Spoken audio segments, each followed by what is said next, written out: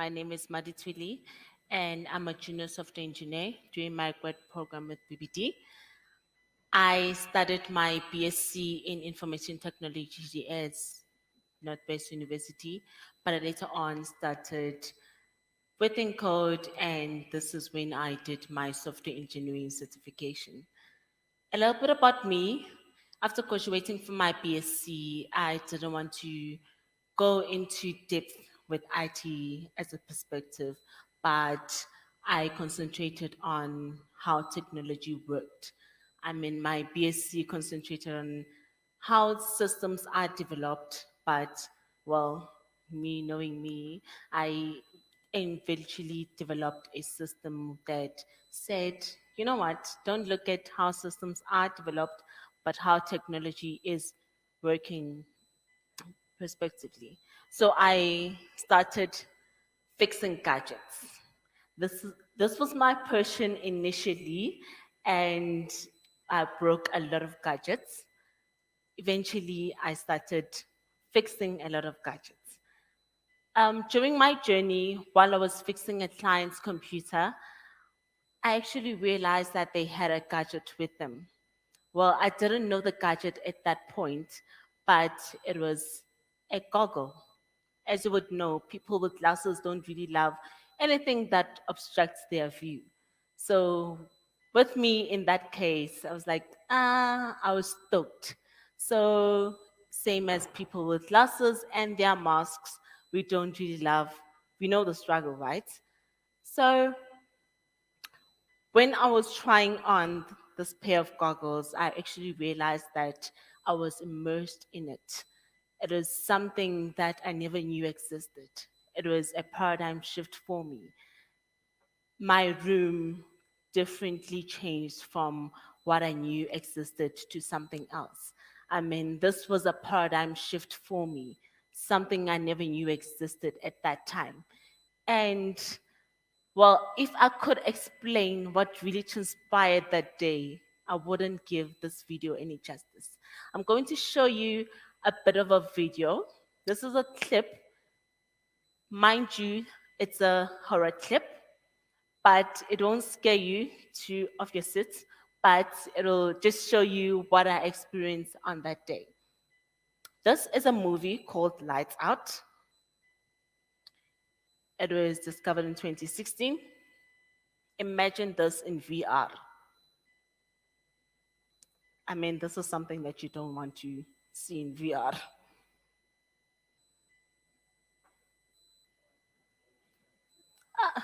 As soon as I saw the last clip, I was like, oh my word. VR is not for me. This is not me. This is not something I want to experience for the rest of my life. This is it. I'm done.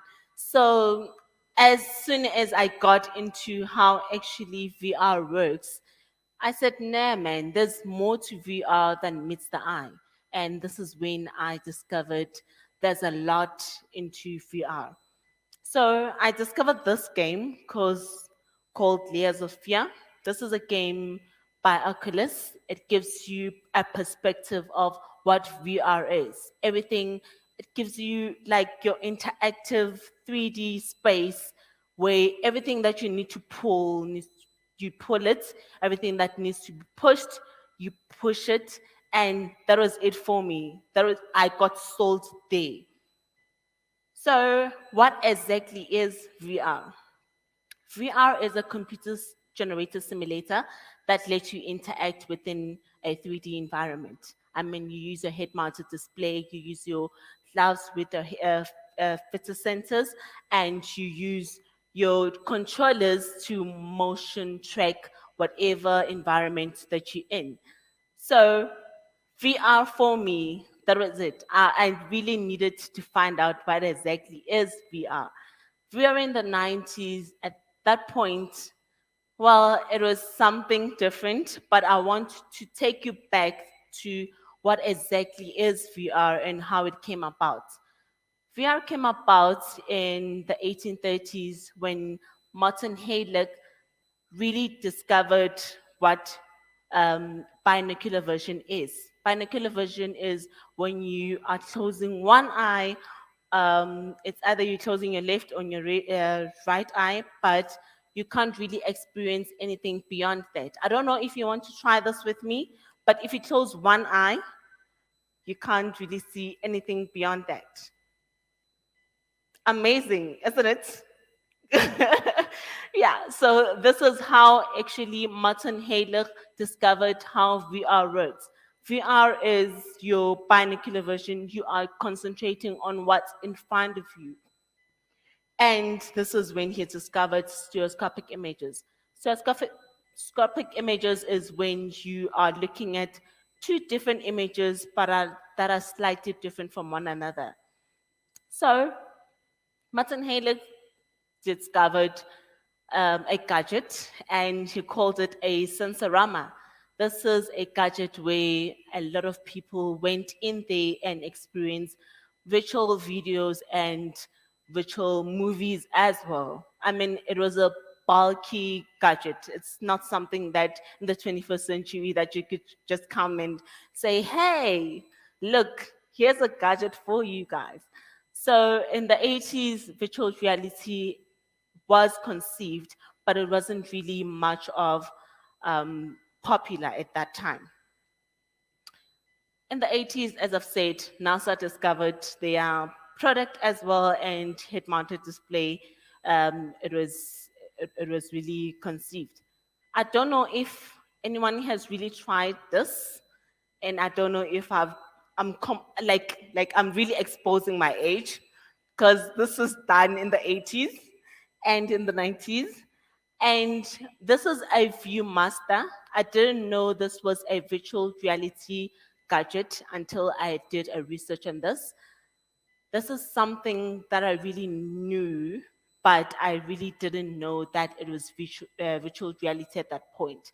I mean, it gives you a gadget and you just click on, like you really are, yeah, clicking on whatever image that was coming next. Virtual reality in the 90s didn't really make an impact on how everyone looked at it. I mean, in the 90s, a lot of people didn't like how it really looked. I mean, Virtual Boy was even considered the economic flop of the head-mounted displays around there. So who renders images in red and black? Like, who does that? So virtual reality, this era didn't really make such an impact, but it was real. And remember that ViewMaster that I said you really need to click, click, click, but right now it's using a smartphone instead. So this is a evidence that virtual reality is actually it's growing to something that is new and growing to something that we really want to see in the real world right now. And there are a lot of gadgets that are right now portable as ever. I mean, think of the Sensorama. Sensorama was as big as, like, it was big as a room. But right now, it's something that you can just put on your head mounted display and it is that. So these are the gadgets in your 21st century that let you exposed to virtual reality. CNET has conducted a survey that, the research states that whenever, like, these are your top five, top three, but these are the top gadgets currently under your CNET research. I mean, a lot of virtual headsets can be considered as your best, but what really considers your virtual reality headsets the best? Four factors really. Your screen resolution is important. This is how you actually view whatever it is that you're viewing when using your head-mounted display. And your processing unit. Processing unit is your performance of your head-mounted display itself. Your memory. Memory is important because this is how you actually store all the data that is in within your head-mounted display. Fourthly, your manufacturing quality. You don't want something to break when you drop it. Like, no offense, but your cardboard head-mounted displays, like you really don't want to spend so much money in that. So I would really want us to actually look at your VR technology as a whole. I mean, as a developer, this is something that you really want to consider when you want to create an application. VR technology is how you want your users to experience your VR environment. So VR technology covers what you as a developer want to explore. We have two kinds really. You have your open VR. This is your SDKs, your APIs. This is your applications that you want to install for you to experience your virtual reality. And you have your web VR. This is the when you go into the internet and there's no need for you to install any applications. I mean, you really are immersed in it, and there's no need for you to really get an application in your system. Two, three types of VR environments exist. We have your non-immersive environment. This is when you are still physically in the world and you are experiencing virtual reality. And you have your semi-immersive environment. This is when you are using a gadget to experiment with virtual reality. So in this case, an example will be augmented reality. I don't know if you have seen this. Everyone is out there. Like everyone was just chasing Pikachu. I don't know if anyone is experiencing this, but everyone was just out there, like trying to get and trying to explore augmented reality. This is your semi immersive reality. And we have your fully immersive reality. This is when you have your gloves, you have your gear with sensors, you have your head mounted display, everything that you see in the real world, we can't see. You are there. Like you are really playing with yourself, and we can't really see what's going on there. So, this is your fully immersive virtual reality.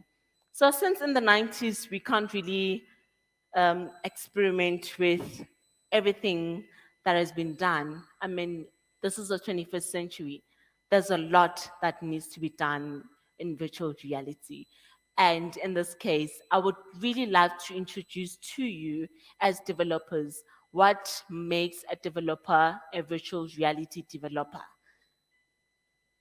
I'm going to talk to you about the three things that are important for you to get an experience for your users or for an application that you're trying to build in this environment. Your VR optics are your first option. VR optics is how your users are going to interact with your system. So this is when you are trying to figure out and trying to make sure that whatever it is you're in, like the environment is covered in, your users are experiencing that. So this is your vision board.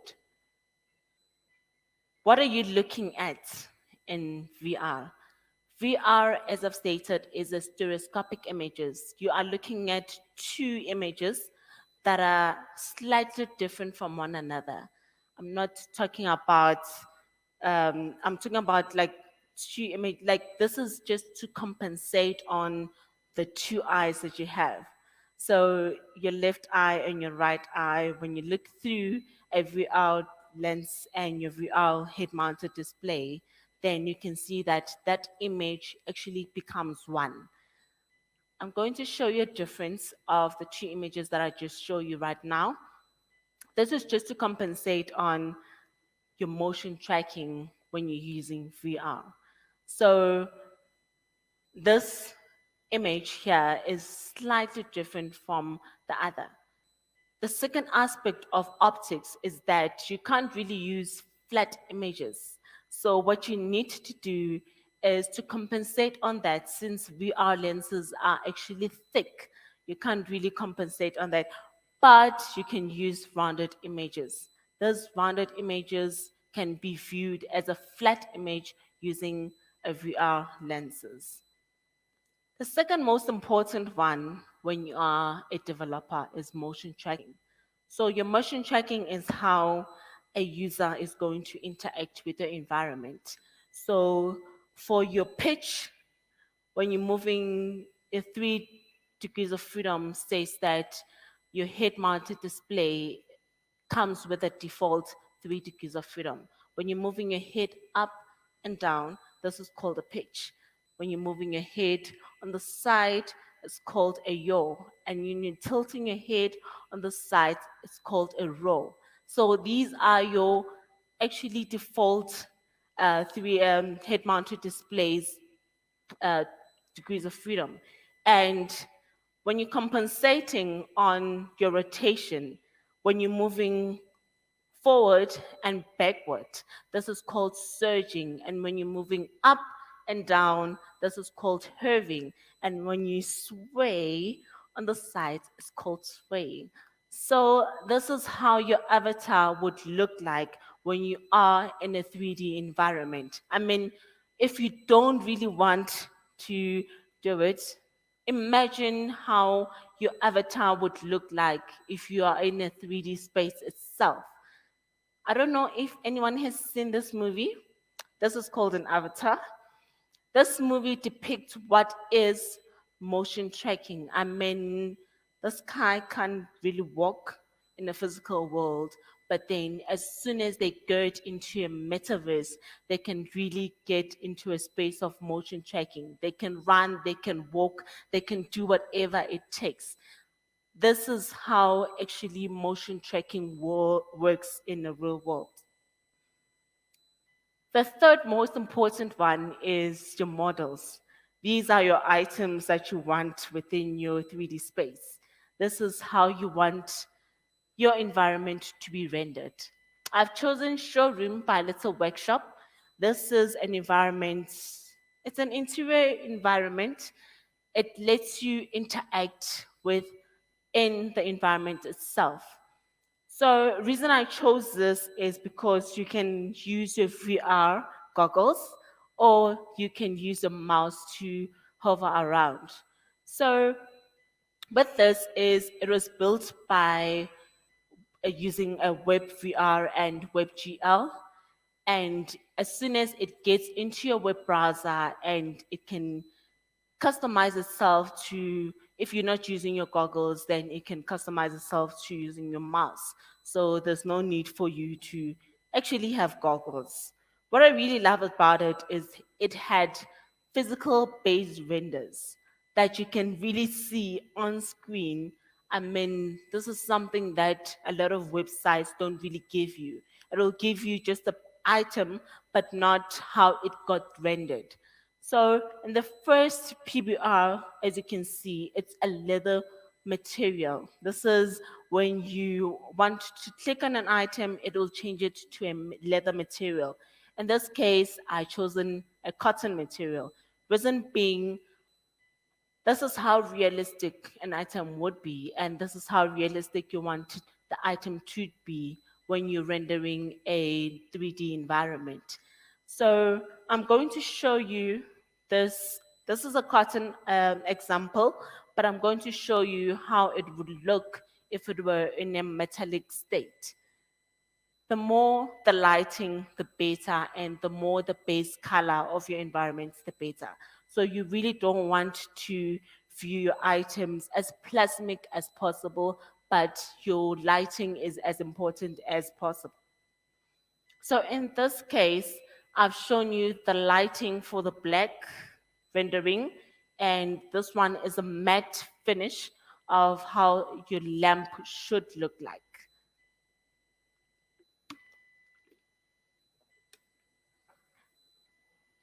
The more you go into how you want your PBRs to be rendered, the more it would look plasmic, shiny, and the higher you go, the better it looks, and the lower it goes, well, the matte finish it would look.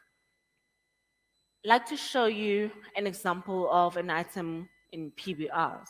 Those are items that are actually created using just only four your physical base rendering.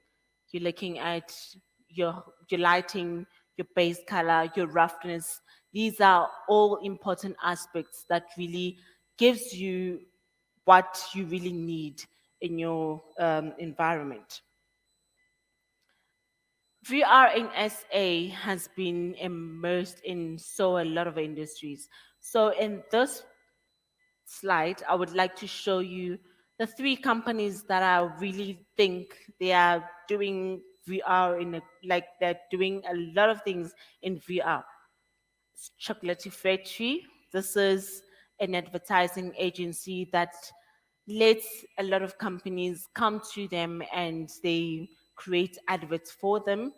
Naledi 3D Factory. This is a factory where you can go online and pick up whatever factory tool that you need. So your farming and everything else, they have that 2D and 3D graphics environment involved. And your Visual Sense is your gaming arcade company. This lets you interact with everything technology wise, everything the latest technology of virtual reality and your gaming console. So you can go there, if you're in Cape Town, you can go there and experiment with everything else that is happening there.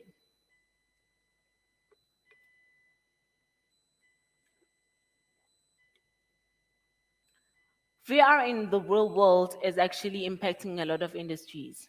I'm not limiting to any industries at the moment, but I'm just going to show you a lot of industries that are found personally in the VR space. VR in education. I mean, research has shown that VR in education is impacting a lot of students.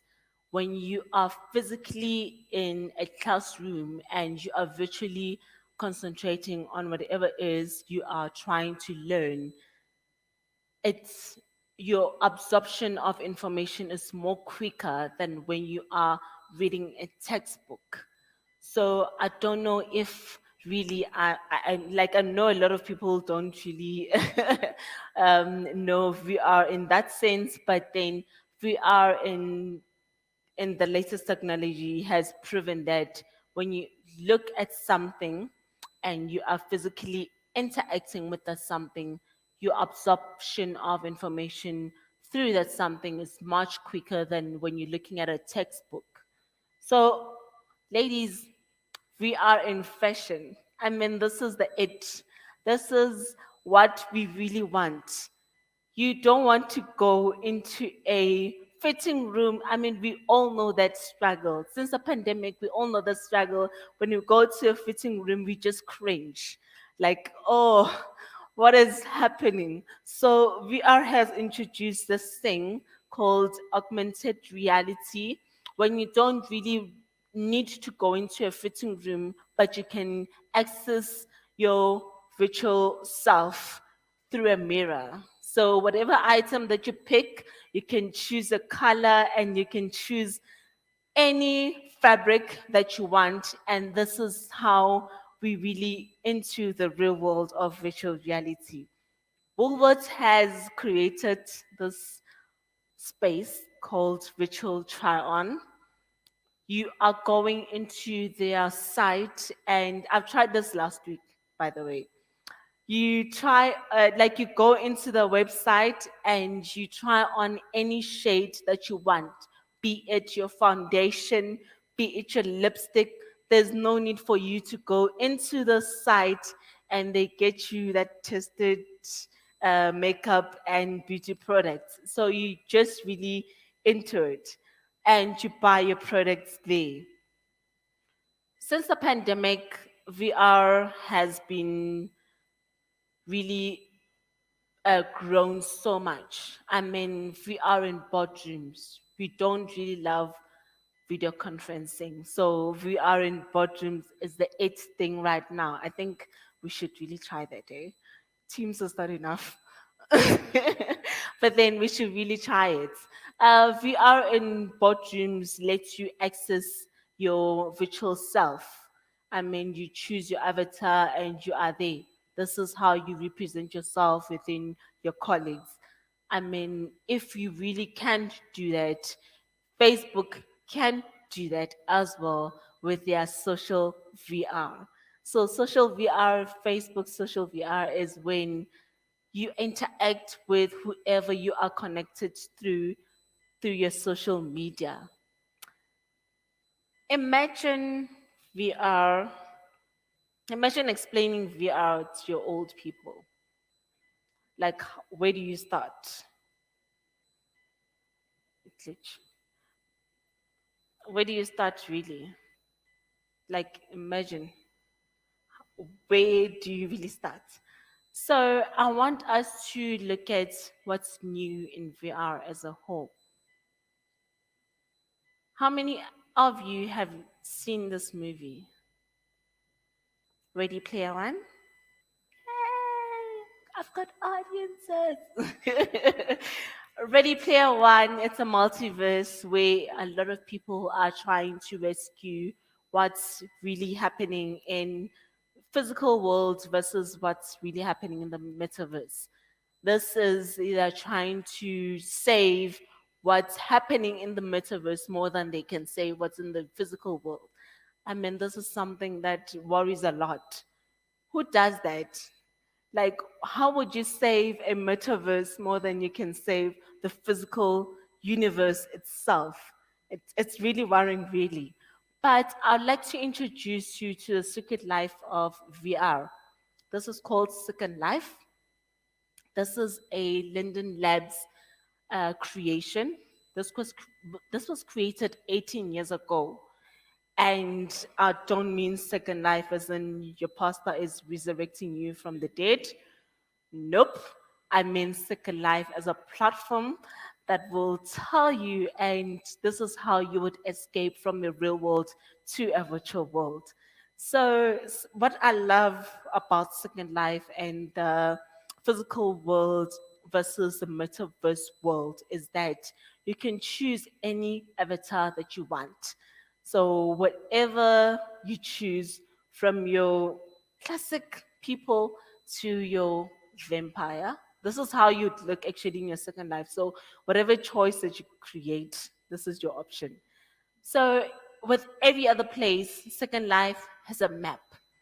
This map has a lot of places depending on the accounts that you chosen. So you have your 3-tier account, free tier account. This is when you don't want to pay. Free tier account is you have limited access for your places. And your premium account, you have every access within the Second Life. What I love about Second Life is that it has its own currency. Imagine. Hey, okay. Second Life uses Linden US dollars. So, what Linden US dollars is, you are trading within the Second Life itself. So, there's no need for you to trade back whatever you have invested in Second Life. So, what you can do in Second Life is that you can create a business in a way and like trade within the environment itself and within your virtual peers. Ladies, Second Life has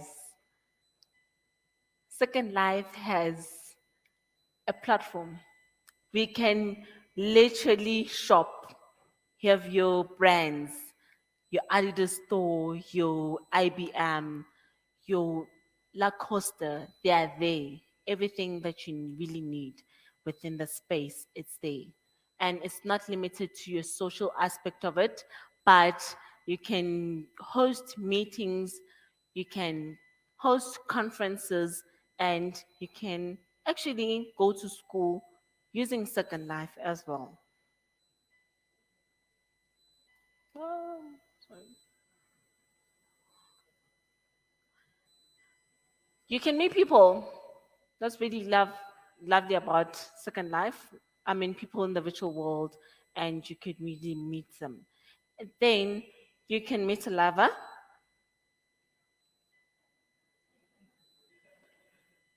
What's interesting about VR is that Sony PlayStation VR headset wasn't really a plot, like Sony bosses didn't really know about Sony VR until it was a finished product. And VR is not limited to gaming. A lot of industries are using VR. Virtual reality is a thing since the pandemic. I mean, you can just travel everywhere you are within your comfort zone of your sofa. VR is a big thing right now. And well, a lot of companies are creating metaverses. This is where you are in a virtual space and you are creating your virtual environment. We are done with the theoretical part of VR. Let's explore VR in a practical way. I mean, I'm going to show you React 360. This is an environment where Facebook decided to say, you know what, we need a platform for Oculus. This is a combination of React Native and 3JS. React Native being your component side of it, and 3.js being your graphical side of it. I'm going to show you a platform. You just only need 4 steps really. So you need your Node.js installed in your computer, npm install your React 360 CLI, React init, your project name. You change directory to your project name and you npm start, it'll give you a link. So as soon as it gives you a link, this is what you're going to see. This is what's get rendered. You can customize it as much as possible. These are the 4 files that are important in your environment. Your static assets, these are your animations, your videos, your images. Client.js, this is how you actually going to render your your environment. Index.html, this is your first page into the environment. Index.js is where you are going to customize everything else in your environment. This is your BBD canteen, Pretoria. This is you. And what do you really need? You need just your image. Okay, I used an image, like I use my phone doing this demo right now. I'm going to show you a demo of what I actually achieved using React 360 and your panoramic images. When you take a panoramic images using your phone, this is an image, and this is the result of an image that you're going to see. And this image, when you render it through a React 360, you can really view across the room. So since we are done with how VR works in the real world, let's explore what actually is VR.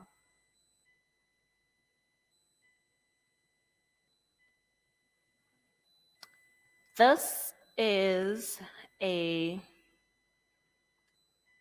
demonstration of Johannesburg BBD.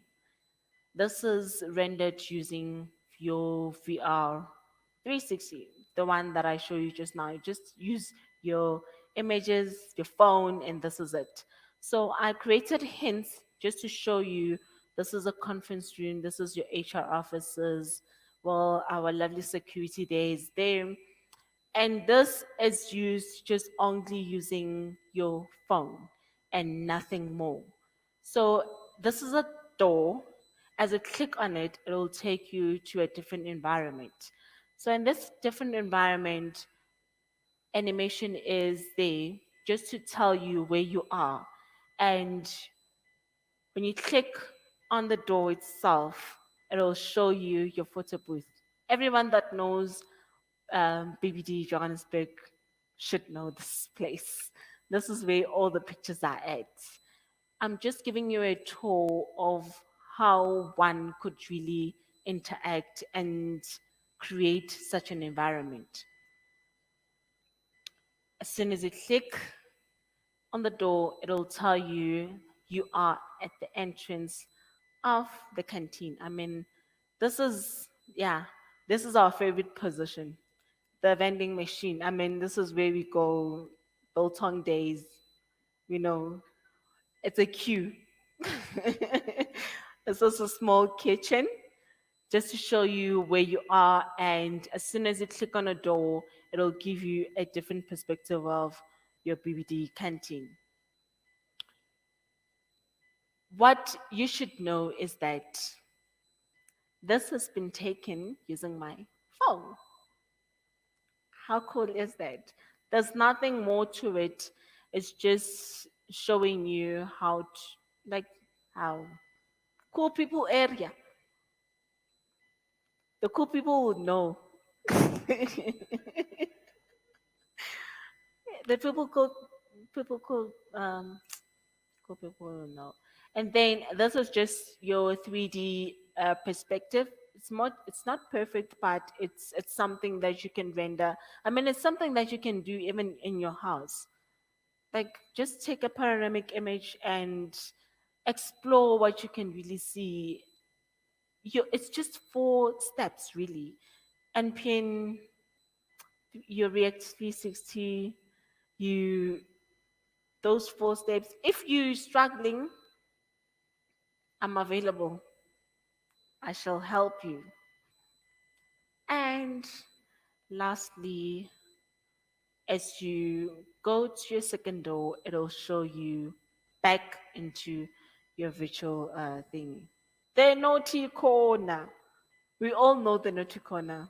This is BBD's Johannesburg's naughty corner.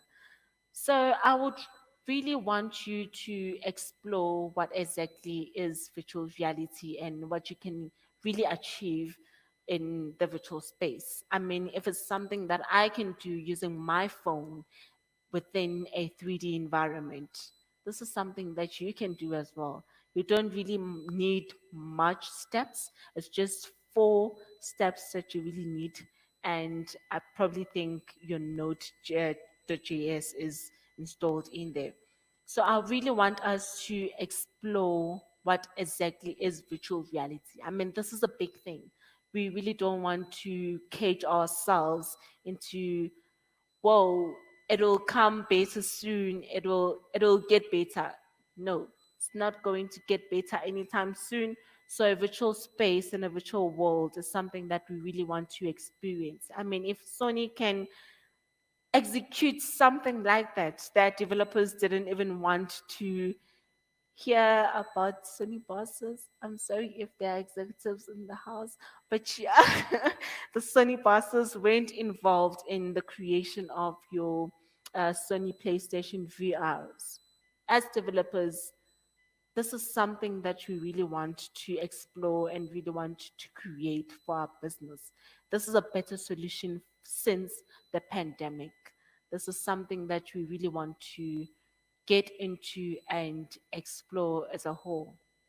So I would really want to say to you, get out there, do whatever you can, and make sure that it's the best. Thank you.